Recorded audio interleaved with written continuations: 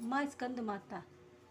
माँ दुर्गा जी के 5वें स्वरूप के स्कंद माता के नाम से जाना जाता है।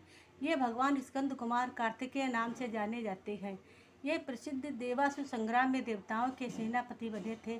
पुराणों में इन्हें कुमार और शक्ति देवासुर संग्राम में देवताओं के सेनापति बने थे। पुराणों में इन्हें कुमार और शक्तिधर कहकर इनकी महिमा का वर्णन किया गया है। इनका वाहन मयूर है। अंत इन्हें मयूर वाहन के नाम से भी अभिहित किया गया है।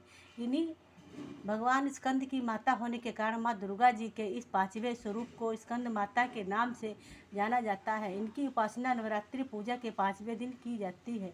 इस दिन साधक का मन विशुद्ध चक्र में अवस्थित होता है और इनके विग्रह में भगवान स्कंद जी बाल रूप में इनकी गोद में बैठे होते हैं। गोद में पकड़े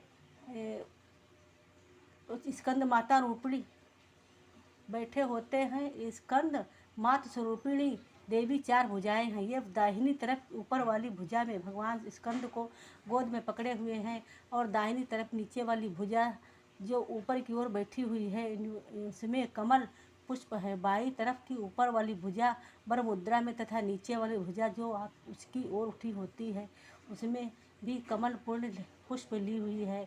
इनका वर्ण शुभ्र है। ये कमल के आसन पर विराजमान रहती हैं। इसी कारण से इन्हें पद्मासना देवी कभी कहा जाता है। सिंह भी इनका वाहन है।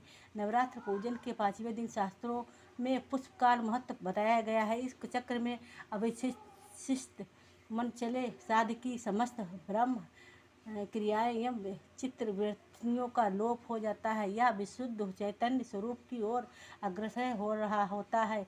उनका मन समस्त अलौकिक सांसारिक मायिक बंधनों से विमुख होकर पद वासना एवं स्कंद माता के स्वरूप में पूर्णतः तल्लीन होता है। इस समय साधक को पूर्ण सावधानी के साथ उपासना की ओर अग्रसर होना चाहिए। उसे अपना समस्त ध्यान वृत्तियों को एकाग्र रखते हुए साधना के पथ पर आगे बढ़ना चाहिए। माँ स्कंद माता की उपासना से भक्त की समस्त इच्छाएं पूर्ण हो जाती हैं। इस मृत्यु लोक में ही उसे परम शांति और सुख का अनुभव होने लगता है। उसके लिए मोक्ष का द्वार सत्यमेव सुलभ हो जाता है।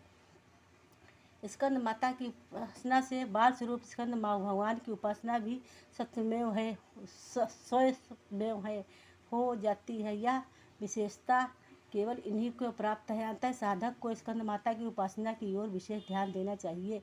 सूर्य मंडल की अर्धांगिनी देवी होने के कारण इनका उपासक अलौकिक तेज एवं कांति से संपन्न हो जाता है। इस अलौकिक प्रभा मंडल अदृश्य भाव से सदैव उसको चतुर्थ परिव्यास रहता है। यह प्रभा मंडल प्रतिक्षण उसके योग क्षमों का निवारण करता है।